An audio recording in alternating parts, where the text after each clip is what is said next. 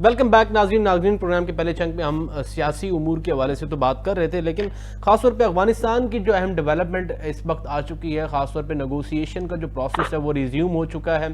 पहले बेनतीजा मुज़ाकरात हुए और ख्वाजा आसिफ साहब का जो ट्वीट था और उसके बाद उनकी जो भी स्टेटमेंट्स थी बड़ी हार्श और बड़ी जो है वो बड़ी तल्ख बातें की उन्होंने कि हम किसी किस्म का कंप्रोमाइज़ पाकिस्तान की सलामती के हवाले से नहीं करेंगे और ये बात भूल जाए कि अफगानिस्तान के तालिबान ये बात भूल जाएं कि अगर वो बात करते हैं the graveyard of empires की बात अगर वो करते हैं तो वो ये भूल जाएं कि वो अम्पायर्स पाकिस्तान में से नहीं।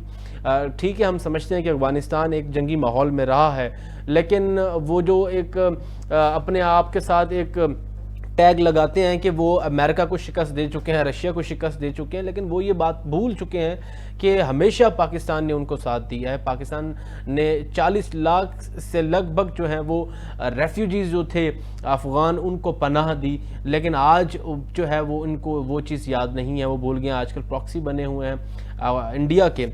अब जो है वो जो मुज़ाकरात का सिलसिला फिर स्टार्ट हो चुका है। अब वो किस तरीके से जाएगा, तकरीबन 3 से 4 नशिस्तें होने के बाद भी कोई कंक्लूजन नहीं निकल सका, क्योंकि बात यह है कि ना तो वो रिटर्न एग्रीमेंट करना चाहते हैं, ना वो किसी चीज़ की जो है वो इंडोर्समेंट कराते हैं कि हम आपको जो है जैसे हम TTP की बात करें या दूसरी ऑर्गेनाइजेशंस हैं जो वहाँ से जो है वो ऑर्गेनाइज हो रही हैं, TTA से हो रही हैं, तो वो उनको जो है किस तरीके से इनखला करवाएंगे पाकिस्तान से, ये पाकिस्तान का सबसे बड़ा जो है वो एक अटमोस्ट पॉइंट है। इस हवाले से थोड़ा डिटेल डिस्कशन करेंगे। हमारे साथ ब्रिगेडियर रिटायर्ड गजनफर साहब हैं और all the way from UK जनाब शराज खान साहब हैं। ब्रिगेडियर साहब, सबसे पहले तो सर ये बताइए कि इसरार पे तुर्किया के जो सालिस जो भी कंट्रीज़ हैं इसमें उनके इसरार पे एयरपोर्ट तक सुनने में ये आ रहा है कि एयरपोर्ट तक हमारा वफद, सफारती वफद जो है वो या मुज़ाकराती वफद आ चुका था, लेकिन उनके इसरार पे वो वापस चले गए हैं। अब जो रिज्यूम होगा ये प्रोसेस, क्या समझते हैं? सबसे पहले तो ये पाकिस्तान ने ठीक इकदाम फिर लिया है प्रोसेस को अगर रिज्यूम किया है? बात यह है कि ये जो पाकिस्तान का जो स्टांस है इसके ऊपर जी, ये कोई इन नेगोशिएशन से तो खाली रिलेटेड नहीं है ना जी। पाकिस्तान की फौज पिछले 20 साल से बॉर्डर पर डिप्लॉयड है, वेस्टर्न बॉर्डर जी, जब अमेरिकन यहाँ पर थे और अमेरिकन अफगानिस्तान के अंदर ऑपरेशन कर रहे थे जी, उस वक्त भी पाकिस्तान की फौज बॉर्डर के ऊपर इसलिए डिप्लॉयड थी जी। कि हम ये नहीं चाह सकते कि कोई ऐसी पाकिस्तान से कोई ऐसी दरअंदाजी हो जिसको अफगानिस्तान के अंदर पाकिस्तान से मंसूब किया जाए, इसलिए हमने अपनी फौज जो है वो बॉर्डर के ऊपर कॉन्स्टेंटली डिप्लॉयड रखी जी। FC भी थी, फौज भी थी, लेवीज भी थी, सारा मिक्सचर था। और उसके बाद आप उस तमाम दौर का अगर आप रिकॉर्ड निकाल लें तो आपको एक लम्हा भी एक वाकया भी ऐसा नहीं मिला होगा जब पाकिस्तान या अफगानिस्तान की सरहद पे कोई बम फेंका हो या कोई ऑपरेशन किया हो या बॉर्डर लाइन की हो।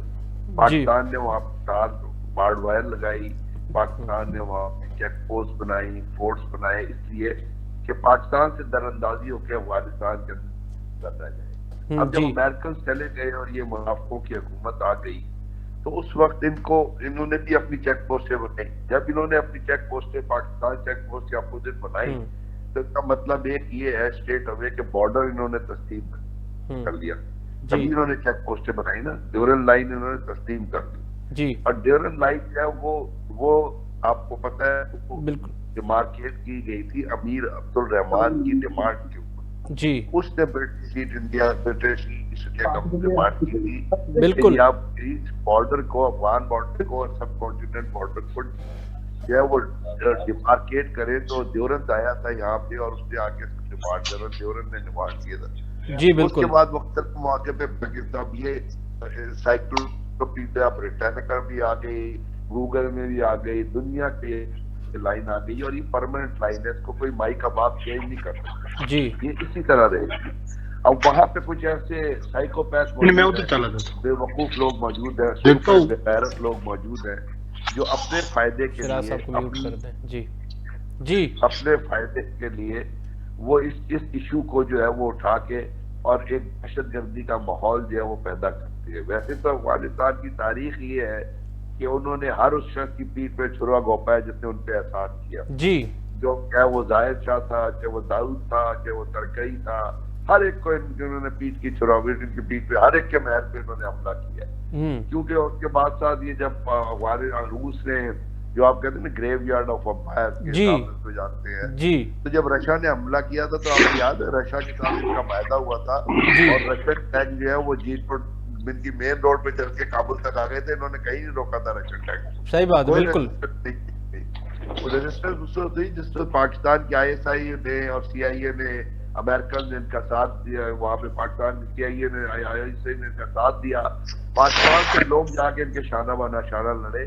ये तो इनके तो अकाबरीन वो थे जो जाके अमेरिकन से डॉलर खाते थे और फिर डॉलर के ऊपर लड़ते थे, आपस में एक दूसरे को मारते थे जी। किसी को कम डॉलर मिल जाते थे तो वो जिसको ज्यादा मिले थे उसको। ये तो बिकाऊ लोग हैं, ये हर दौर में बिकते रहे, अपनी कीमत लगाते हैं। आपने देखा जब तरकई वो अपना वो भागा था पूरा इनका अशरफ गनी जी, उसके हेलीकॉप्टर में क्या था, डॉलर के संदूकों के अलावा कोई चीज लोड थी।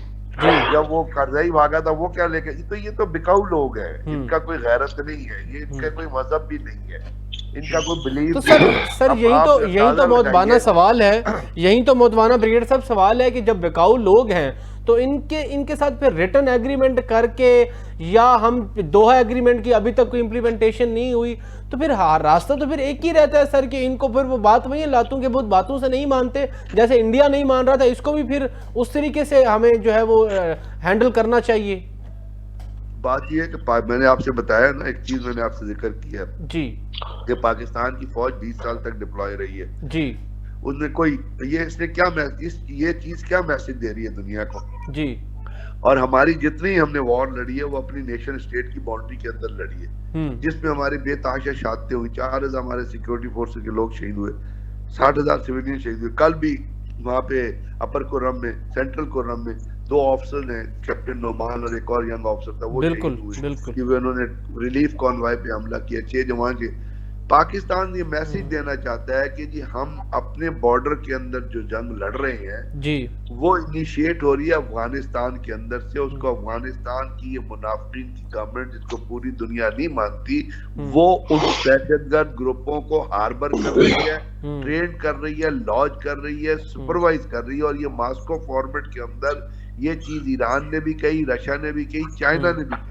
अब पाकिस्तान अपने एक्शन से दुनिया को ये बता रहा है कि जी किसी भी जंग में जाने से पहले जी, या इनको तबाह करने से पहले, या इनके ऊपर बम मारने से पहले जी, हम एक अमन का पैगाम दुनिया को दे रहे हैं। और पाकिस्तान को यही पैगाम देना चाहिए कि हम एक पीस के जरिए, क्योंकि जंग जब होती है ना तो उसके अंदर लीड्स के लोग तो मरते नहीं है जी, वो तो अपने अपने बंकरों में, अपने अपने महलों में बैठे रहते हैं। ना याकूब मरेगा, ना वासे मरेगा, ना हैबतुल्लाह मरेगा, वो तो 6x6 का जो कमरा है उसके अंदर वो जहाँ वो दफन हुआ है वो उधर ही रहेगा। मरेंगे आम आदमी जो गांव में रहते हैं, जो रूरल एरियाज में रहते हैं। पाकिस्तान में भी यही होगा, यही हो रहा है। आम सोल्जर, आम ऑफिसर, जूनियर ऑफिसर, सीनियर, वो शहीद हो रहे हैं, जो बैठे हुए इस्लामाबाद, लाहौर, कराची में अपने अपने महलों, उनको कोई फर्क नहीं पड़ रहा। इसके बावजूद पाकिस्तान यही मैसेज दे रहा है कि जी अवाम की जानें जाया नहीं होनी चाहिए, जंग मसाइल का हल नहीं होती, नेगोशिएशन के जरिए चीजें। लेकिन यहाँ पे एक बड़ा स्टॉप ये लगता है कि इन तमाम कोशिशों के बावजूद भी, अब देखिए कल एक वाकया हुआ है, 10 आदमियों की एक तश्कील थी परसों, उसको पाकिस्तान ने कुरम के ऊपर जाके टारगेट किया। उसमें से 3 जो लोग थे वो अफगानी थे, जिनके ना एक का जियाउर रहमान नाम का था, एक का अनसुर रहमान नाम था। उनके पास डॉक्यूमेंट्स मौजूद थे, उनके आईडी कार्ड मौजूद थे। उनमें से एक लड़का जो था वो अफगानिस्तान की डिफेंस मिनिस्ट्री का कार्ड उसके पास मौजूद था। अच्छा, वो वर्दक का रहने वाला था। पाकिस्तान ने उनकी बॉडीज जब खरलाची चेक पोस्ट पे जब हवाले करना चाहिए अफगान काम के, तो उन्होंने उसको लेने से इनकार कर दिया। तो आप मुझे बताएं कि जिस मुल्क में ऐसी क़यादत हो जो अपने लोगों की डेड बॉडीज को भी एक्सेप्ट ना करे, इससे बड़ी कोई दुनिया में बेगैरती हो सकती है? सही बात है। अगर एक बाप अपने बेटे को ना पहचाने, उससे बड़ा बेगैरत बाप हो सकता है? अगर एक बेटा अपने बाप को ना पहचाने, उससे बड़ा बेगैरत बेटा हो सकता है? तो ये वो लोग हैं, इनकी गैरत और हमियत, ये जो डॉलर खाते थे अमेरिकन से, आप यकीन कीजिए ये उनके पाँव में बैठा करते थे अमेरिकन के, सिर्फ डॉलर लेने के लिए। इनके बड़े जो थे मुल्ला उमर के साथ जितने लोग थे, पाकिस्तान के मदरसों में इन्होंने खाने खाए हैं, वहां से हमारा नमक खा के हैं। इंडिया इनको जूते मारता है, इंडिया इनको अपने आगे लगाता है। ये पैसे की भागते इंडिया को बिक जाते हैं, क्योंकि जिस तरह करजई भागा था, जिस तरह नहीं भागा था, उस तरह ये हैबतुल्ला और ये बाकी भी भागेंगे। अब कोई इनसे पूछे जाके अफगानिस्तान में कि ऐमन अल ज़वाहिरी को जब टारगेट किया था, जिस घर में वो रह रहा था, उस इंफॉर्मेशन इन्हीं का एक मिनिस्टर है जिसने अमेरिकन को दी थी, और उसकी हेड मनी भी उसने अपने अकाउंट में जमा कराई। तो आप मुझे बताइए, ये कल्चर मैं आपको बता रहा हूँ जिस वक्त वहां पे मुनाफिकीन की क़यादत है। तो जो लोग अपनी डेड बॉडी कोशिश कर रहे हैं कि किसी तरह डायलॉग्स के साथ जरिए मख्तार हो जाए, ठीक है, पाकिस्तान डायलॉग्स को बिलीव करता है। ठीक है ब्रिगेडियर साहब, शराज साहब भी हमारे साथ हैं। शराज साहब, जैसे ब्रिगेडियर साहब ने ये फरमाया, बड़ी मेरे ख्याल में एक सिग्निफिकेंस बात की है कि पाकिस्तान जो है वो अमन का पैगाम पहले देना चाहता है। हम पहले वार्न करना चाहते हैं और दुनिया के सामने ये बताना चाहते हैं कि हम कर तो सब कुछ सकते हैं, हम तो न्यूक्लियर पावर कंट्री हैं और अफगानिस्तान तो हमारे सामने कोई एक कंपैरिजन ही नहीं बनता। लेकिन मुज़ाकरात करने का मतलब एक ये भी है कि एक दुनिया को भी सामने आ जाना सारे एविडेंस, सारे वो प्रोसीजर। तो इस हवाले से आप क्या समझते हैं कि अब जो एक नशिश फिर से रिज्यूम हुई है, इसमें क्या फिर कोई एक मस्बत रास्ता मिलेगा, या कि फिर पहले की तरह जैसे अफगानी ड्रामेबाज कर रहे थे ड्रामेबाजियां, वो फिर वही होंगी? सर बहुत शुक्रिया उमर शरीफ लगारी साहब। विद ड्यू रिस्पेक्ट रज़ानफर साहब, ब्रिगेडियर साहब से मैं इनकी बहुत सारी बातों से थ्योरेटिकली आइडियोलॉजिकली एग्री करता हूँ, लेकिन जब मर्ज तशखीस हो जाए तो फिर उसका इलाज कैसे हो? ठीक है। अब जबकि हम आपस में बात कर रहे हैं तो सीज फायर है और मुज़ाकरात में डेडलॉक था और वो रिज्यूम हो गए तुर्की में दोबारा। तो let's hope for the best. Why? On the basis of number one, हम न सिर्फ दो इस्लामी ब्रदर मुल्क हैं, बल्कि हमारी सरहदें आपस में मिलती हैं और बहुत बड़ा बॉर्डर मिलता है। अगर इंडिया की अफगानी या तालिबान प्रॉक्सी बन गए हैं तो या इंडिया पेनिट्रेट कर गया है अफगानिस्तान के अंदर, तो why we can't penetrate ourselves within the civil society of the Afghanistan at large. दूसरी बात ये कि ये हुकूमत जो हम कहते हैं ना कि वहां से रिफ्यूजीज आए कोल्ड वॉर के दौरान, जनरल ज़िया साहब का बड़ा मशहूर एक जुमला था, बार बार कहते थे ये जो अफगानी हमारी पाकिस्तान जो जिहाद कर रहे हैं, ये पाकिस्तान की बका की जंग लड़ रहे हैं जी। और फिर जनरल मुशर्रफ का दौर आता है, वॉर ऑन टेरर में हमने लड़ाई बहुत लड़ी उस वक्त, और हमें इस्लामी भाईचारा, निज़ाम मुस्तफ़ा का सबक पढ़ाया गया। फिर वॉर ऑन टेरर में जनरल मुशर्रफ साहब का दौर था जब हमें कहा गया बी विद अस और बी अगेंस्ट अस जी। तो हमने सारे अपने उबले हुए अंडे दे दिए और फिर हम उस वॉर के अंदर चले गए। और फिर रिफ्यूजीज आए, क्लाशनकोफ कल्चर आया, ड्रग्स आई, हमारी लाशें गिरी, फौजियों की भी, सिविलियन की भी, हमारी इकोनॉमी तबाह हुई। हमने रिफ्यूजीज को बर्दाश्त किया और हमें ये बताया गया कि इन रिफ्यूजीज की मदद जो है वो अक़वाम मुत्तहिदा का अदारा कर रहा है, अमदाद दे रहा है, और ये अगर वहां ना रुके, यानी ये तालिबान जो है फिर जिस तरह यहाँ फ्रंट लाइन स्टेट हम बने और बाहर के लोग आए, तो ये एक बहुत कम्प्लेक्स इशू है। Question is this Umar Sharif sahab, we are talking on the basis of the media reports what is happening. We don't know, even you don't know and me I don't know, and I bet that brigadier Zafar sahab is not, he does not know who is engaged from our side into the dialogue, कौन कर रहा है। चूंकि parliament में ये बात होनी चाहिए, बहस होनी चाहिए कि हमने ये बात की और उन्होंने ये बात की। अभी मेरी एक बात सुन लें, हमने ये पढ़ा या सुना या आप जो नेशनल हमारा मीडिया बता रहा है हमें, या नेशनल खबर चल रही है, वो अब हमारा पर्सपेक्टिव ये है कि टीटीपी और कुछ दूसरे ग्रुप हैं, उनके उनको ना सिर्फ एलिमिनेट किया जाए बल्कि उन्हें दहशतगर्द तंजीम करार दिया जाए या गिरोह करार दिया जाए और तालिबान की हुकूमत उनको एलिमिनेट करे, उनको दहशतगर्दों की तरह ट्रीट करे। लेकिन उनका मौकफ यह है, जब उनका मीडिया सुने तो उनका मौकफ यह है कि इन ग्रुपों के ऊपर हमारा कंट्रोल नहीं है जो पाकिस्तान में ऑपरेट कर रहे हैं।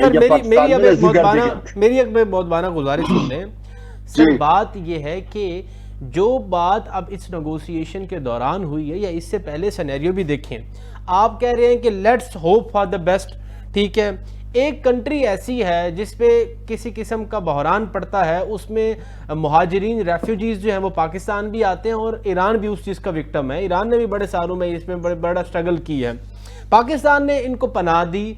और आप ये बताएं कि TTA जो है वो तो इस चीज़ को एडमिट करती है, और ये बात तो कोई ढकी छुपी बात नहीं। इस नेगोशिएशन के दौरान ख्वाजा आसिफ साहब ने स्टांस दिए और इंटरनेशनल मीडिया सब कुछ देख रहा है। अब तो वो वक्त रहा नहीं कि कोई बात छुपी रहे। बात यह है कि उन्होंने शवाहिद जो पाकिस्तान ने दिए वो उस चीज़ को मानते हैं, लेकिन वो तहरीरी जो है वो लिखने से इनकारी हैं। उसकी वजह काबुल से इंस्ट्रक्शंस हैं, और आप समझते हैं वो फिर काबुल से इंस्ट्रक्शंस ऐसी आ रही हैं तो वो फिर किसके मफाद में है सर? बात तो सिर्फ सिंपल सी है, सिंपल सी बात हमने की है, सिंपल सी बात यह है कि वो अफगान जो है हमारे साथ इतना ताउन करें कि उनकी सरजमीन हमारे खिलाफ इस्तेमाल ना हो। देखिए मेरी बात सुने, अगर तो अफगानिस्तान के अंदर जो हुकूमत है, तालिबान है, वो पूरे अफगानिस्तान को, अफगानिस्तान की पूरी सिविल सोसाइटी को, अफगान लोगों को रिप्रेजेंट कर रही हो ना, और तब तो हम उनके यानी उनको मैं समझता हूं कि उन्हें निशाना बना सकते हैं, उनके साथ जंग कर सकते हैं। जैसे इंडिया हमारा खुला दुश्मन है, हमारी उसके साथ जंग है और जंग है। यहाँ मसला यह है कि दोनों ममालिक में मुसलमान रहते हैं, ठीक है। हम बॉर्डर शेयर करते हैं, बहुत बड़ा मैसिव बॉर्डर शेयर करते हैं अफगानिस्तान का। और उनको ये चीज एहसास नहीं हो रही सर। लेट मी से दिस प्लीज, कंप्लीट दिस। मैं ये कहता हूं कि ये तालिबान की हुकूमत बनाई किसने थी? ये क्वेश्चन इज दिस, किसने बनाई थी? ये लोग किन मदरसों में पढ़े? ये मुझे बात बताएं। आपको जनरल फैज हमीद का वो चाय पीना और वो जो अमेरिका जब गया था तो ये तालिबान, सर हम माजी में रहेंगे तो हम माजी में रह जाएंगे, सर हम माजी में रहेंगे तो हम माजी में रह जाएंगे शराज साहब। But if you don't talk the future you can't get the dot connecting. मैं ये कह रहा हूं कि हमें भी पेनिट्रेट करना चाहिए वहां की सिविल सोसाइटी के अंदर। हमारे अहदाफ क्या है, किस तरीके से पेनिट्रेट करें? मेरे अहदाफ ये है, हमारे अहदाफ क्या है? क्या हम अफगानिस्तान से पाकिस्तान में होने वाली दहशतगर्दी का खात्मा चाहते हैं, इसलिए उनके साथ जंग कर रहे हैं? क्या हम अफगानिस्तान का कोई कंधार को फतह करना चाहते हैं, या तालिबान के रिजीम को चेंज करना चाहते हैं? हमारे अहदाफ क्या है, हमें बताया जाए, पार्लियामेंट के अंदर बताया जाए, तो उसके बाद ही तो जाके हम आपके पॉइंट को ही आगे लेके चलता हूं। ब्रिगेडियर साहब जैसी जो ग्राउंड और जो बातें शराज साहब कर रहे हैं, इस हवाले से आप क्या कहते हैं? वो कहते हैं कि let's hope for the best, negotiation ही रास्ता है, हमारा एक ब्रदर मुल्क है, हमारा हमसाया मुल्क है, उनके साथ मामला ठीक करें, माजी को साथ वो लेके चल रहे हैं। आप इसमें फिर किस तरीके से कहते हैं सर? एक ऐसी कंट्री है जो ड्यूरेंट लाइन और इमेजिनरी लाइन के दरमियान अभी भी कंफ्यूज्ड है और ये कहती है ड्यूरेंट लाइन नहीं है, इंटरनेशनल बॉर्डर्स को नहीं मानते वो। सर उनके साथ क्या बातचीत हो फिर सर? मुझे अफसोस है, हमें इशू को कंफ्यूज करना चाहिए, इशू को समझना चाहिए जी, और माजी को इस हाल में देखना चाहिए कि पूरी दुनिया में जी कभी भी फॉरेन पॉलिसी स्टैटिक नहीं होती है, इवॉल्विंग होती है। बिल्कुल। और फॉरेन पॉलिसी का रिलेशन होता है जो ग्राउंड रियलिटीज होती है उनके साथ। जी, पाकिस्तान ने कभी नहीं कहा कि अफगानिस्तान हमारा ब्रदर मुल्क नहीं है। जी, अपना अफगानिस्तान ने पाकिस्तान के ऊपर मामन में हमला किया, 65 की वॉर हो रही थी, बाजोड़ पे हमला किया जी, और इसके अलावा 1951 में हमला किया। उसके बाद पाकिस्तान के अंदर लियाकत अली खान को जब शहीद किया गया तो अफगानी इन्वॉल्व था, जिसको CIA ने अफगानिस्तान से भर्ती किया था जी, क्योंकि CIA को एक असैसिन पाकिस्तान के अंदर से नहीं मिल रहा था जी। 47 में अफगानिस्तान ने पाकिस्तान के लिए वोट नहीं डाला, जी। बाद में सितंबर में वोट नहीं डाला था, फिर अक्टूबर में उसी डेलीगेट ने वोट भी डाल दिया था। उसके बाद एक लंबी तारीख है, उस तारीख को क्या डिस्कस करें। हम बात कर रहे हैं आज जो 30 अक्टूबर है जी, उसमें, और उससे पहले मैंने आपसे पहले बताया कि चूंकि इस्लामी ब्रदर मुल्क है तो इसलिए हमने 20 साल फौज डिप्लॉय रखी, हमने उनके ऊपर हमला नहीं किया जी। समझिए, बात को समझने की जरूरत है। इस तरह थेरीज में बात नहीं होती है कि जी फलाना उधर चला गया तो फलाना उधर चला गया। वो गया, जरूर गया, क्योंकि जितने दोहा के मुज़ाकरात हुए थे अमेरिकन के साथ मिलकर, वो पाकिस्तान ने स्पॉन्सर किए। बिल्कुल, हर मुल्क अपना फायदा देखता है। बिल्कुल ऐसे ही सर। पाकिस्तान में हर मुल्क ये सोचता है कि हमने ये सोचा बॉर्डर सिक्योर रहेगा जी। तालिबान हमारे पास पड़े हैं, हमारे मदरसों में रहे हैं, वो ये सोचेंगे कि यार हम यहाँ रह के आए हैं तो हमें उस एहसान का जो पाकिस्तान ने किया जवाब देना चाहिए। पाकिस्तान सिविल सोसाइटी के जाके लोग अफगानिस्तान के अंदर अफगानिस्तान के लोगों के साथ शाना बशाना लड़े हैं। बिल्कुल सर। मैं आपको अगर खाना खिलाता हूँ जी, और मैं आपसे ये तवक्को करता हूँ कि आप भी मुझे वापसी पे चाय पिलाएंगे, लेकिन अगर आप उठ के मेरे खिलाफ बात करके मुझे जूते मारना शुरू कर दें तो फिर मेरा भी गलती मेरी है या आपकी है? सोचना ये चाहिए कि गलती कहाँ से हो रही है।